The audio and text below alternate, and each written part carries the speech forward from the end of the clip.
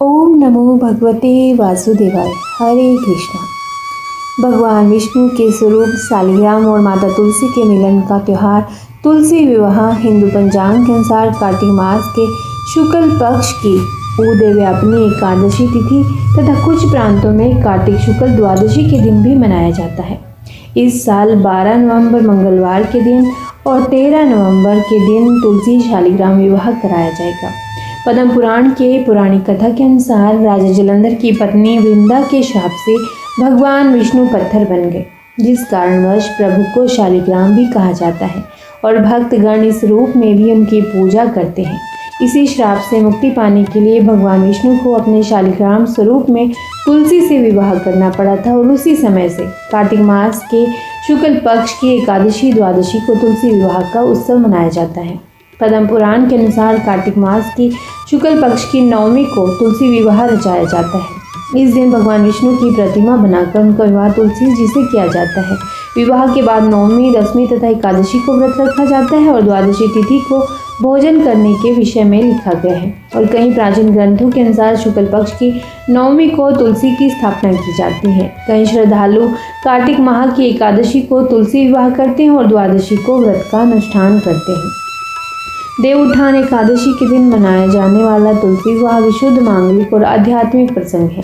दरअसल तुलसी को विष्णु प्रिया भी कहते हैं। देवता जब जागते हैं तो सबसे पहली प्रार्थना हरि वल्लभा तुलसी की ही सुनते हैं। इसीलिए तुलसी विवाह को देव जागरण के पवित्र मुहूर्त के स्वागत का आयोजन माना जाता है। तुलसी विवाह का सीधा अर्थ है तुलसी के माध्यम से भगवान का आह्वान करना।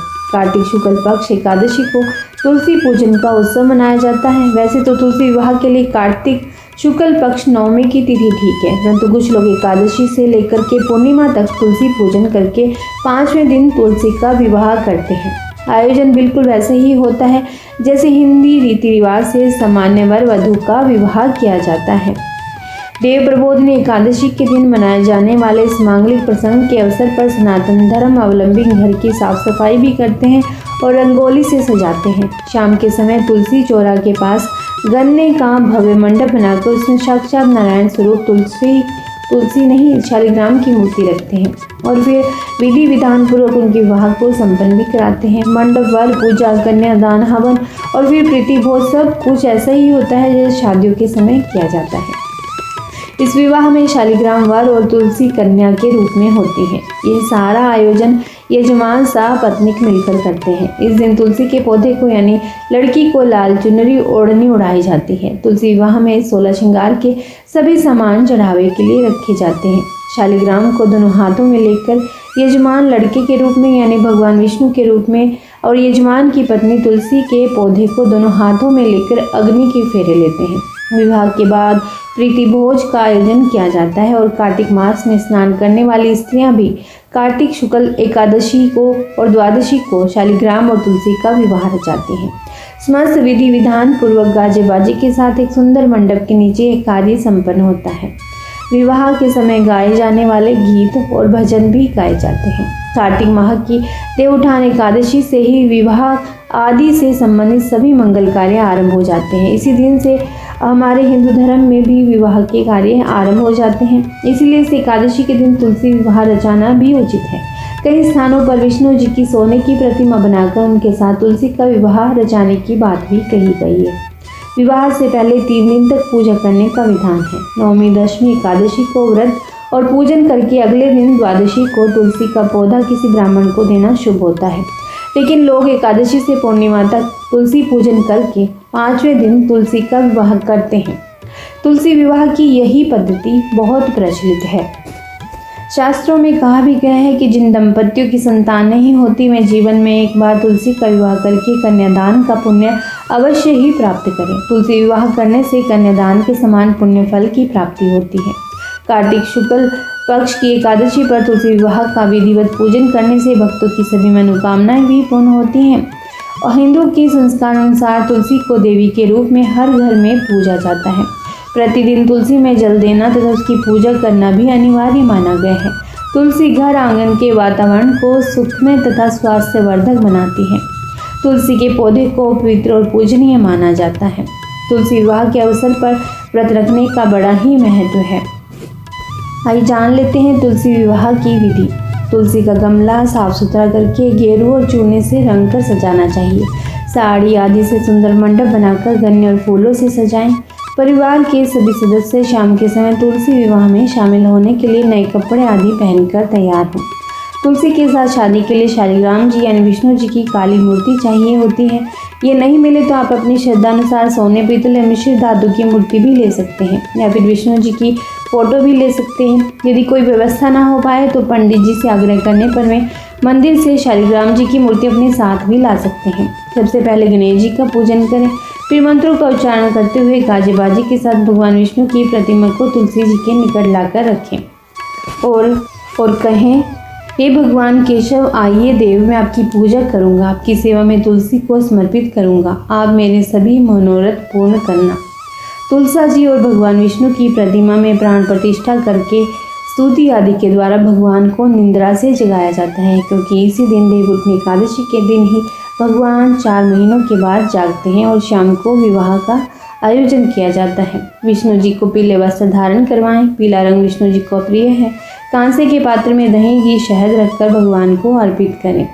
फिर पुरुष सूक्त, हरि ओम, सहस्र शीर्षा, पुरुष सहस्राक्षर, सहस्रपात, इन सभी मंत्रों के साथ षोडशोपचार करें। तुलसी माता को लाल रंग की चुनरी उड़ाएं। शालिग्राम जी को चावल नहीं चढ़ाए जाते, इसलिए उन्हें तिल चढ़ाएं। दूध और हल्दी का लेप बनाकर शालिग्राम जी और तुलसी जी को चढ़ाएं। गन्ने से बनाए गए मंडप की भी दूध हल्दी से पूजा करें। विवाह के समय निभाए जाने वाली सभी रस्में करें। तुलसी जी और शालिग्राम जी के फेरे भी करवाने चाहिए। साथ ही ओम तुलसी नमः मंत्र का उच्चारण करना चाहिए। तुलसी माता की शादी के लिए साड़ी, ब्लाउज, मेहंदी, काजल, बिंदु, सिंदूर, चूड़ा आदि सुहाग का सामान और बर्तन भी चढ़ाएं। जो भी भोजन बनाया हो एक थाली में 2 जनों के लिए रखकर फेरों के समय भोग लगाने के लिए रखना चाहिए। कन्यादान का संकल्प करें और भगवान से प्रार्थना करें, हे परमेश्वर, इस तुलसी को आप विवाह की विधि से ग्रहण कीजिए। यह पार्वती के बीज से प्रकट हुई है, वृंदावन की भस्म में स्थित रही है। आपको तुलसी अत्यंत प्रिय है, अतः इसे मैं आपकी सेवा में अर्पित करता हूँ या करती हूँ। मैंने इसे पुत्री की तरह पाल पोस कर बड़ा किया है और आपकी तुलसी आपको ही दे रहा हूँ। हे प्रभु, इसे स्वीकार करने की कृपा करें। इसके बाद तुलसी और विष्णु दोनों की पूजा करें और तुलसी माता की कहानी सुनें। कपूर से तुलसी माता की आरती करें और उसके बाद जैसे भी आपको मंत्र आते हैं, मंत्र के हिसाब से जितने भी सामर्थ्य हो आप जप जरूर करें। इसके बाद माता की आरती करें। आरती इस प्रकार से है, ओम जय जय तुलसी माता, मैया जय तुलसी माता, सब जग की सुखदाता, सबकी वर माता। ओम जय तुलसी माता, सब योगों से ऊपर, सब रोगों से ऊपर, रज से रक्ष करके सबकी भव त्राता। ओम जय तुलसी माता, बटु पुत्री है श्यामा, सुरबल्ली है ग्राम्या, विष्णु प्रिय जो नर तुमको सेवे, विष्णु प्रिय जो नर तुमको सेवे, सो नर तर जाता। ओम जय तुलसी माता, हरि के शीश विराजत, त्रिभुवन से हो वंदित, मैया त्रिभुवन से हो वंदित, पतित जनों की तारिणी, पतित जनों की तारिणी, तुम हो विख्याता। ओम जय तुलसी माता, लेकर जन्म विजन में आई दिव्य भवन में, मैया आई दिव्य भवन में, मानव लोक तुम्हीं से, मानव लोक तुम्हीं से, सुख संपत्ति पाता। ओम जय तुलसी माता, हरि को तुम अति प्यारी, श्याम वरण सुकुमारी, मैया श्याम वरण सुकुमारी, प्रेम अजब है उनका, का प्रेम अजब है, उनका तुमसे कैसा नाता। हमारी विपद हरो तुम, हमारी विपद हरो तुम, कृपा करो माता। ओम जय तुलसी माता, जय जय तुलसी माता, मैया जय तुलसी माता। सब जग की सुखदाता, सबकी वर माता। ओम जय तुलसी माता। इसके बाद भगवान को जो भी भोग लगाया है उसको प्रसाद के रूप में सभी को बांट दें। सुबह हवन करके पूर्णाहुति अवश्य ही करें। इसके लिए खीर, घी, शहद और तिल के मिश्रण की 108 आहुति देनी चाहिए। महिलाएं तुलसी माता के गीत गाती हैं। उसी समय व्रत करने वाली के पीहर वाले कपड़े पहनाती हैं। इसी समय शालिग्राम और तुलसी माता को श्रद्धा के अनुसार भोजन परोसकर भोग भी लगाना चाहिए और साथ में श्रद्धा के अनुसार दक्षिणा जरूर अर्पित करनी चाहिए और भगवान से प्रार्थना करें, प्रभु आपकी प्रसन्नता के लिए किए गए इस व्रत में कोई कमी रह गई हो तो क्षमा करें। अब आप तुलसी को साथ लेकर बैकुंठ धाम पधारें। आप मेरे द्वारा की गई पूजा से सदा संतुष्ट रहकर मुझे कृतार्थ करें। इस प्रकार तुलसी विवाह का पारायण करके भोजन करें। भोजन में आंवला, गन्ना और बेर आदि अवश्य ही शामिल करें। भोजन के बाद तुलसी के अपने आप गिरे हुए पत्ते खाएं, क्योंकि ये बहुत शुभ होता है। तुलसी और शालिग्राम का विवाह कराना विष्णु भगवान की भक्ति का ही एक रूप है।